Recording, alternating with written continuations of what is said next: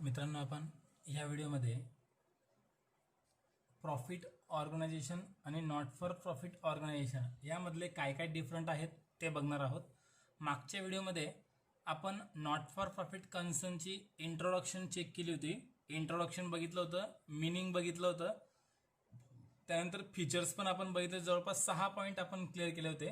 आता ह्या व्हिडिओमध्ये आपण प्रॉफिट जो आहे, प्रॉफिट ऑर्गनायझेशन त्यांचा प्रॉफिट जो आहे किंवा नॉट फॉर प्रॉफिट ऑर्गनायझेशन जे आहेत त्यातला आपण डिफरंट क्लिअर करणार आहोत. तर काय म्हटलंय बघा याच्यामध्ये, point of distinction, primary objective, त्यांचं महत्त्वाचं ऑब्जेक्ट काय आहे प्रॉफिट ऑर्गनायझेशनचं, म्हणजे आपण फायनल अकाउंट बघितलं ते. The primary objective of the such organisation is to earn profit. त्याचं महत्त्वाचा उद्देश पैसा कमवणं हा आहे. तुम्ही एक लक्षात घ्या, हे जे नॉट फॉर प्रॉफिट कन्सर्न आपण शिकतोय तो एक टॉपिक वेगळा लक्षात ठेवा आणि फायनल अकाउंट लक्षात ठेवा. ही सगळी माहिती फायनल अकाउंटची राहील आणि ही सगळी NPOची राहील, नॉट फॉर प्रॉफिट ऑर्गनायझेशनची. याला आपण शॉर्टमध्ये NPO म्हणणार आहोत, नॉट फॉर प्रॉफिट ऑर्गनायझेशन. तर लक्षात घ्या,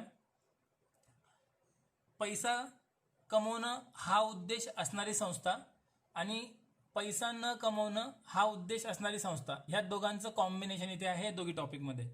तर फायनल अकाउंट याचा मेन उद्देश काय होता की पैसा कमवणं हा मेन उद्देश होता.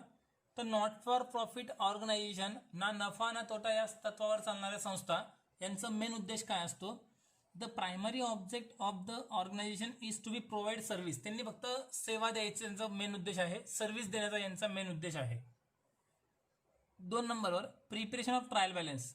आता ट्रायल बॅलन्स कोण बनवतं, तर बघा प्रॉफिट ऑर्गनायझेशन जे आहेत ज्यांचा प्रॉफिट कमवण्याचा मेन हेतू आहे ते प्रिपेअर ट्रायल बॅलन्स, ते ट्रायल बॅलन्स बनवतात. तर ज्यांचा प्रॉफिट कमवणं हा उद्देश नाही, म्हणजे नॉट फॉर प्रॉफिट कन्सर्नमध्ये do not prepare trial balance, receipt and payment account prepare. ते ट्रायल बॅलन्स नाही बनवत, ते काय बनवतात, रिसिप्ट अँड पेमेंट अकाउंट बनवतात. क्लिअर आहे. Accounting statement. आता अकाउंटिंग स्टेटमेंट काय असतं बघा, जे आपण फायनल अकाउंट बघितलं ते फायनल अकाउंट, त्यात कोणते कोणते अकाउंट ओपन होतात, ट्रेडिंग अकाउंट ओपन करतो, profit and loss account open करतो आणि बॅलन्स शीट ओपन करतो, त्यात कॅपिटल अकाउंट पण असतं. तर नॉट फॉर प्रॉफिट ऑर्गनायझेशनमध्ये काय असतं, receipt and payment account open होतं, हे ऑलरेडी तुम्हाला क्वेश्चनला दिलेलं असतं. इन्कम अँड एक्सपेंडिचर ओपन करतो आणि बॅलन्स शीट ओपन करतो, म्हणजे बॅलन्स शीट सेम आहे, प्रॉफिट अँड लॉसच्या ठिकाणी इन्कम एक्सपेंडिचर ओपन होतं. ट्रेडिंग इकडे ओपन होत नाही, कारण यांचा ट्रेड, व्यवसाय करणं, यांचा व्यापार करणं यांचा उद्देश नसतो म्हणून. लास्ट पॉईंट आहे owner's fund and capital fund. आता बघा, ओनर्स फंड म्हणजे मालकाचा निधी किती, मालकाचं किंवा त्यांचं भांडवल किती आहे. ओनर्स फंड म्हणजे काय, फायनल अकाउंटमध्ये ओनर असतो, मालक असतो, त्यांचा फंड किती आहे ते बघितलं जातं. तर इथे फक्त कॅपिटल फंड काढला जातो. काय असतं बघा, owner's fund includes owners investment capital plus reserve and surplus. बघा, ओनर्स फंड मध्ये काय काय येतं, त्या मालकाने किती कॅपिटल आणलेलं आहे ती अमाऊंट प्लस त्याचं नेट प्रॉफिटची अमाऊंट कॅल्क्युलेट केली जाते.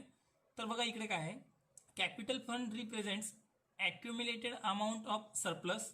आत्तापर्यंतचा जो प्रॉफिट झालेला आहे त्याला सरप्लस म्हटलं जातं. सबस्क्रिप्शन म्हणजे वर्गणी, डोनेशन आणि surplus as shown by income and expenditure account. हे इन्कम अँड एक्सपेंडिचर अकाउंट म्हणून तुम्हाला काढता येतं, असं यांचं कॅपिटल क्रिएट होतं. क्लिअर झालं इथपर्यंत. हे फरक आहेत याच्यामधले महत्वाचे. पुढे काय म्हटलंय बघू आपण, need for maintaining books of account and preparation of final account. बघा, नीड म्हणजे गरज. यांना काय गरज आहे, जर यांना पैसा कमवणं हा उद्देशच नाही आहे तर मग हे फायनल अकाउंट आणि बुक्स का बरं मेंटेन करतायत, बरोबर आहे की नाही, तर का बरं ओपन करताय बघा. Not for profit concern are not engage in trading activities. Not for profit concern जे असतं ते ट्रेडिंग ऍक्टिव्हिटीजमध्ये नसतात. जे आपण इथे बघितलं बघा, ते ट्रेडिंग अकाउंट नाही बनवत. इथे ट्रेडिंग अकाउंट होतं, इकडे ट्रेडिंग अकाउंट नाही आहे, बरोबर आहे. आपला बघा इथे एक पॉईंट राहिला होता, नेट रिझल्टमध्ये जो रिझल्ट यांचा येतो प्रॉफिट अँड लॉस क्लोज करून नेट प्रॉफिट किंवा नेट लॉस येतो, त्याला इकडे सरप्लस किंवा डेफिसिट म्हणतात. ते एक वर्ड रॉंगली होती. तर नीडमध्ये बघा, बुक्स अकाउंट्स मेंटेन करण्याचे त्यांचे काबर गरज आहे. जर पैसा कमवायचा नाहीये तर ते बुक्स काबर मेंटेन करतात, तर बघा इथे म्हटलेलं आहे not for profit concern are not engage in trading activities. ते ट्रेडिंग ॲक्टिव्हिटीजमध्ये एंगेज नसतात, ते ट्रेडिंग ॲक्टिव्हिटीज करतच नाहीत. ट्रेडिंग कशाला म्हणतात? माल खरेदी करणं आणि माल विकणं याला ट्रेडिंग म्हणतात. तर ते इथे करत नाहीत. Mostly they deal with public money. ते पब्लिकचा जो मनी असतो त्यामध्ये डील करतात. This concern collect money such as subscription. आणि हे काय करतात? कलेक्ट करतात मनी. सबस्क्रिप्शन वर्गणी म्हणून ते जमा करतात, डोनेशन म्हणून जमा करतात, ग्रँट म्हणजे निधी म्हणून जमा करतात, एंट्रन्स फी प्रवेश फी म्हणून गोळा करतात फ्रॉम पब्लिक. पब्लिककडनं हे पैसा कसा गोळा करतात? वर्गणी म्हणून, डोनेशन म्हणून, निधी म्हणून किंवा प्रवेश फी म्हणून गोळा करतात पब्लिककडून. This concern are answerable to the society for the such money collected and spend. बघ काय म्हटलं इथे? दिस कन्सर्न म्हणजे हे जे संस्था आहे आर आन्सरेबल, हे उत्तर देतात टू द सोसायटी. सोसायटी म्हणजे समाज. समाजाला ते आन्सर देण्याचा प्रयत्न करतात, उत्तर देण्याचा प्रयत्न करतात for such money collected and spend. हा पैसा कुठून आला आणि कुठे खर्च झाला याचं यांना पब्लिकला उत्तर द्यावं लागतं. तर जो संस्थेचा एकच मालक असेल किंवा 4-5 लोकांनी मिळून संस्था सुरू केली असेल त्यांची स्वतःची पर्सनल, तर ते लोकांना त्यांना बंधन नाही आहे की पैसा कुठून आला आणि कुठे गेला हे सांगण्याचं बंधन नाही आहे. पण नॉट फॉर प्रॉफिट कन्सर्नमध्ये कोणी एक मालक नसतो, कोणीच मालक नसतो. एक सोसायटी म्हणून पैसा जमा झालेला असतो. जसं गणेश मंडळ वगैरे जर असेल आपलं, बघा गणपतीचं एखादं मंडळ असेल तर हे कोणाचं एकाचं मंडळ नाही आहे.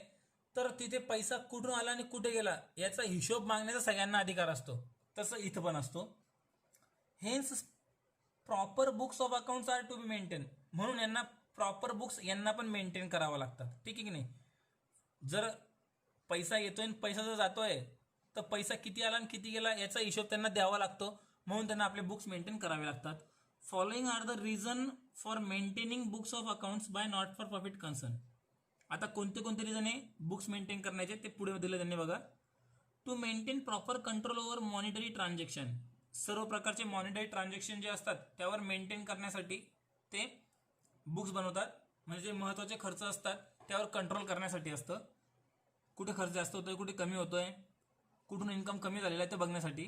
To know the source of income and heads of expenditure. त्यांना सोर्स बघायचा असतो इन्कमचा आणि एक्सपेंडिचरचा काय असतो म्हणून. To company with the provision of laws applicable to them. To company वाचलं मी. To comply with the provision of laws applicable to them. Example दिलं आहे. Not for profit concern registered as charitable trust under Mumbai public trust act or cooperative society registered under the cooperative society act has to comply with the provisions of this acts regarding budget audit of accounts registers to be maintained. तर हे सगळं असतं. Not for profit organisation जे असतं ते Mumbai public trust act म्हणजे Mumbai public trust act असतो एक, आणि एक कोऑपरेटिव्ह सोसायटीचं रजिस्टर त्यांना करून घ्यायचं असतं यासाठी.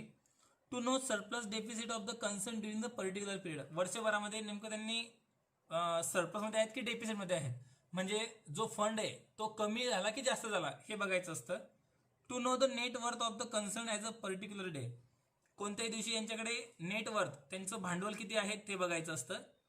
To avoid malpractices and misappropriation of cash and assets. बघा अवॉइड म्हणजे टाळणे, malpractices and misappropriation of cash and assets. Cash आणि ॲसेट्सचं जास्त उलाढाल करणं ते टाळतात. आता meaning of receipt and payment account. Receipt and payment अकाउंटचं मिनिंग काय सांगितलंय बघा, वाचून दाखवतो तुम्हाला इथे. The day to day transaction of a not for profit concern are recorded in cash book. जे रोजचे जे ट्रान्झॅक्शन असतात नॉट फॉर प्रॉफिट कन्सर्नमध्ये ते कॅशबुकमध्ये मेंटेन करतात. म्हणजे पैसे आले तर कॅशबुकच्या डेबिटला, पैसे गेले तर कॅशबुकच्या क्रेडिटला. त्याला तिथे रिसिप्ट अँड पेमेंट अकाउंट म्हणतात.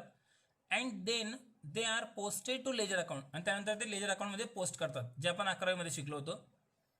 पुढे काय म्हटलंय, At the end of financial period, the cash book and ledger accounts are balanced and from the balances receipt and payment accounts is prepared. परत असतो at the end of financial period, वर्षाच्या शेवटी म्हणजे 31 मार्चला cashbook and ledger account are balance, cashbook आणि ledger अकाउंटचा balance काढला जातो अँड फ्रॉम दिस बॅलन्सेस, आणि त्या बॅलन्सवरनं रिसिप्ट अँड पेमेंट अकाउंट तयार केलं जातं. ठीक आहे. The receipt and payment account is real account. Receipt and payment account जे आहे ते रिअल अकाउंट आहे. रिसिप्ट अँड पेमेंट अकाउंट म्हणजे आपण जे ट्रायल बॅलन्स बनवायचो ते काम करतं. Credit transaction are not recorded in receipt and payment accounts. जे उधारीचे ट्रान्झॅक्शन आहेत ते रिसिप्ट अँड पेमेंटला ट्रान्सफर होत नाहीत, फक्त कॅश संबंधित. Receipt and payment account is summary of cash and bank transaction. बघा इतकं सांगितलं मी. रिसिप्ट अँड पेमेंट अकाउंट काय आहे? कॅश आणि बँकेच्या ट्रान्झॅक्शनची एक समरी असते फॉर पर्टिक्युलर पिरियड. एक वैयक्तिक डेटला ही ट्रान्झॅक्शनची एक लिस्ट असते. All receipt are shown in the debit side. पैसा आला म्हणजे नेमकं कुठे नोंद होईल? डेबिट साईडला नोंद होईल. And all payment to credit side. पैसा गेला म्हणजे क्रेडिट साईडला नोंद होईल. ठीक आहे. This account start with opening cash and bank balance. हे अकाउंट जे असतं डेबिट साईडला कॅश किंवा बँकेचा जो ओपनिंग बॅलन्स असतो तिथून स्टार्ट होतो. डिफरंट बँक, एकापेक्षा जास्त बँक असतील तरी चालेल. To close with cash and bank balance at the end of the year. आणि क्लोजिंग पण ह्याच बॅलन्सने होतो. रिसिप्ट साईडला काय नोंद होते बघा. All receipt during the particular period are debited to receipt and payment account irrespective of the year for which they are receive and irrespective of their nature, revenue or capital. काय म्हटलंय बघा. All receipt during the पर्टिक्युलर पिरियडचं receipt side are debited, म्हणजे जे काही येत असेल ते डेबिटला नोंद करा. Of the year which they are receive and irrespective of their nature, revenue or capital. Such receipt may be related to previous year or current year or next year. हे जे रिसिप्ट असतं ते मागच्या वर्षाचं यावर्षी मिळालं असेल, किंवा चालू वर्षी मिळालं असेल, किंवा पुढच्या वर्षाचं ह्या वर्षी मिळून गेलं असेल. All receipt are debited to this account. आणि कोणतं पण रिसिप्ट असेल ते डेबिटलाच घेऊन टाका, रेव्हेन्यू कॅपिटल म्हणून. पेमेंट साईडला काय येईल? All payment made during the particular period are credited to receipt and payment account irrespective of the period to which is related and irrespective of their nature, revenue or capital. जिथून पैसा गेला असेल, पैसा गेला म्हणजे पेमेंटला नोंद करा, पैसा आला तर रिसिप्टला नोंद करा. Such payment may be related to previous year, current year or next year. Similarly such payment may be revenue or capital expenditure. All are credited to this account. तर या प्रकारचे सर्व बॅलन्स आपल्याला इथे ट्रान्सफर करायचे असतात. एवढं लक्षात ठेवा. रिसिप्ट अँड पेमेंट अकाउंट आपल्याला बनवायचं नाही आहे या अकाउंटला, पण तुम्हाला ट्रायल बॅलन्सच्या ठिकाणी रिसिप्ट अँड पेमेंट अकाउंट दिलेलं राहील. पैसा आला असेल तर रिसिप्टला नोंद होते, पैसा गेला असेल तर पेमेंटला. हे आपण 11वी मध्ये कॅशबुकला बघितलं होतं. बघा रिसिप्ट अँड पेमेंट अकाउंटचा फॉर्मॅट दिलेला आहे. Receipt payment, all receipt, revenue, capital. पैसा आला म्हणजे डायरेक्ट डेबिट साईडला आणि पैसा गेला म्हणजे पेमेंट साईडला. ठीक आहे. Features of receipt and payment account. काय काय फीचर्स आहेत बघा. Receipt and payment account is a real account. Receipt and payment account हे काय? कोणतं अकाउंट आहे? Real account. कॅश अकाउंट जरी म्हटलेलं तरी पण चालतं. Receipt and payment account is similar to cash book. बघा इतकं सांगितलं मी. हे सिमिलर आहे म्हणजे सारखंच आहे कॅशबुक सारखं. Summary of cash and bank transaction. याच्यामध्ये कॅश आणि बँकेच्या ट्रान्झॅक्शनची नोंद केली जाते. It includes all types of receipt and payment. आणि याच्यामध्ये काय म्हटलेलं आहे? इट इन्क्लुड्स, यात समाविष्ट असतात all type of receipt and payment. पैसे आले किंवा गेले याची नोंद ह्या अकाउंटमध्ये असते. It records all receipt and payment made during the particular period.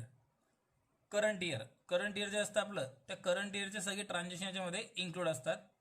Income receivable and amount payable are not recorded in this account. जर पैसे यायचे बाकी असतील किंवा द्यायचं बाकी असतील तर जे बाकी आहे ते ट्रान्झॅक्शन इथं नाही येणार. एक तर आले असतील किंवा गेले असतील तरच नोंद होईल. This account is to base to prepare final account of not for profit concern. आणि हा बेस कोणासाठी असतो? नॉट फॉर प्रॉफिट कन्सर्नमध्ये फायनल अकाउंट बनवण्यासाठी या रिसिप्ट अँड पेमेंटचा महत्त्वाचं काम इथे करतं. जसं फायनल अकाउंटला ट्रायल बॅलन्सवरून आपण ट्रान्सफर करतो तसं नॉट फॉर प्रॉफिट कन्सर्न हे रिसिप्ट अँड पेमेंटवरून ट्रान्सफर होतं. This account shows opening and closing balance of cash and bank. या अकाउंटमध्ये कॅश किंवा बँकेचा जो ओपनिंग किंवा क्लोजिंग बॅलन्स आहे तो आपल्याला इथे सापडतो. आता बघा टाइप्स ऑफ रिसिप्ट काय काय आहेत. टाइप्स ऑफ रिसिप्ट म्हणजे पैसे तर आलेलेच आपल्याकडे, पण त्याचे प्रकार कोणते कोणते आहेत ते इथे सांगितलेलं आहे बघा. Capital receipt. All such receipt are non recurring in nature and not forming a part of regular flow of income of a concern are known as capital receipt. बघा, all such receipt are non recurring in nature. Non recurring म्हणजे पुन्हा पुन्हा न घडणारे जे काही income असतात ते पुन्हा पुन्हा घडणार नाही आहेत. And not forming to part of regular flow of income of concern are known as capital receipt. तर जे इन्कम आहे की जे पुन्हा पुन्हा घडत नाही आहे असं इन्कम कॅपिटल रिसिप्ट म्हटलं जातं. कॅपिटल रिसिप्ट कशाला म्हटलं जातं की पैसा तर आपल्याकडे आलेला आहे पण तो नॉन रिकरिंग आहे, पुन्हा पुन्हा मिळणार नाही आहे, असा पैसा कॅपिटल रिसिप्ट असतो. उदाहरणार्थ स्पेसिफिक डोनेशन फॉर बिल्डिंग. बिल्डिंगसाठी वर्गणी आली असेल, स्पोर्ट्स टुर्नामेंटसाठी वर्गणी आली असेल, लायब्ररी करता आली असेल, लाईफ मेंबरशिप फीज असेल, sale proceeds of fix assets असेल, कॅपिटल रिसिप्ट असेल किंवा either added to capital fund or separately shown on liability side of balance sheet. म्हणजे असे काही बॅलन्सेस, असं काही इन्कम, असे काही पैसे आले असतील की जे पुन्हा पुन्हा आपल्याला मिळणार नाही आहे, असं तुम्हाला कॅपिटल रिसिप्टमध्ये घ्यायचं असतं. तर रेव्हेन्यू रिसिप्टमध्ये काय येतं, all such receipt which are recurring. Recurring म्हणजे पुन्हा पुन्हा घडणार आहे. आता बघा, पुन्हा पुन्हा घडणार म्हणजे काय, लॉकर रेंट असेल किंवा टुर्नामेंट बनवतोय पुन्हा पुन्हा तिथून पैसे मिळत आहेत, ते रिकरिंग इन्कम झालं. Represent regular flow of income of concern are known as revenue receipt. Regular income तुम्हाला मिळतं, बरोबर आहे. जसं सबस्क्रिप्शन असेल, रेंट असेल, लॉकर रेंट असेल, इंटरेस्ट रिसिप्ट असेल, हे नेहमी नेहमी मिळतं, म्हणून त्याला रेव्हेन्यू रिसिप्ट.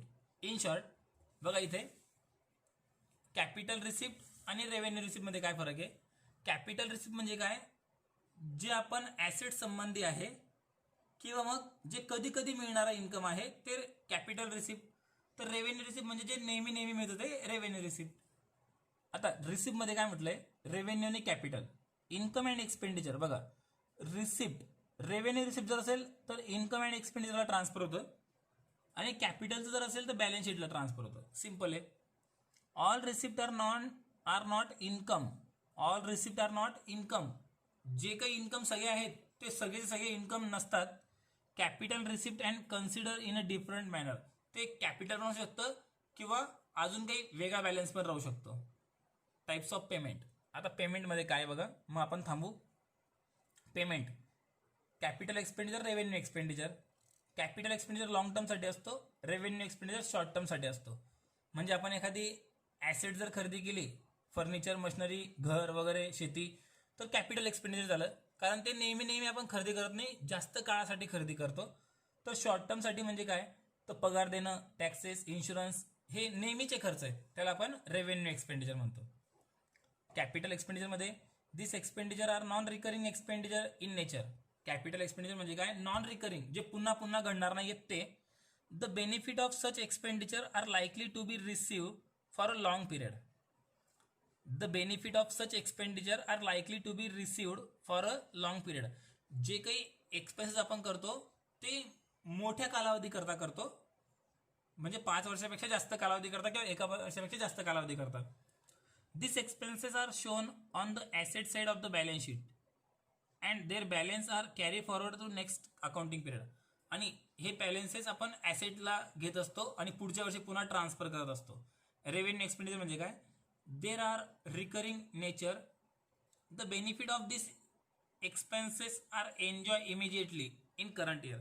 हे असे खर्च असतात की जे चालू वर्षासाठी आपण वापरतो, म्हणजे सॅलरी असेल, रेंट असेल, इलेक्ट्रिसिटी बिल असेल, स्टेशनरी असेल, म्हणजे प्रॉफिट अँड लॉसची debit side. Deferred revenue expenses काय असतात, deferred revenue expenses is actually to revenue expenditure. Such expenditure is incurred for revenue benefit for more than a year. पुढच्या वर्षाचा advance खर्च करून ठेवला असेल त्याला डेफर रेव्हेन्यू एक्सपेन्सेस म्हणतात. म्हणजे ॲडव्हर्टाइजमेंट एक्सपेंडिचर 30,000 फॉर 3 इयर्स. 3 वर्षांचा 30,000चा खर्च आत्ताच करून टाकला, त्याला आपण कॅपिटल एक्सपेंडिचर पण म्हणू शकत नाही, रेव्हेन्यू पण म्हणू शकत नाही, त्याला डेफर रेव्हेन्यू एक्सपेंडिचर म्हणतात. In such case 1/3 of 30,000 is 10,000 for current year. यातून 10,000 चालू वर्षाचा आहे, त्याच्या पुढच्या वर्षी 10,000, त्याच्या पुढच्या वर्षी 10,000, म्हणजे तुमचा पूर्ण 30,000चा खर्च संपून जातो. इन शॉर्ट, जे आपण एक्सपेन्सेस ॲडव्हान्समध्ये पेड करतो त्याला डेफर रेव्हेन्यू एक्सपेंडिचर म्हणतात. आता पुढच्या टॉपिकमध्ये आपण पुढच्या लेक्चरला आपण यांचे फॉर्मॅट अभ्यास करणार आहोत. ठीक आहे.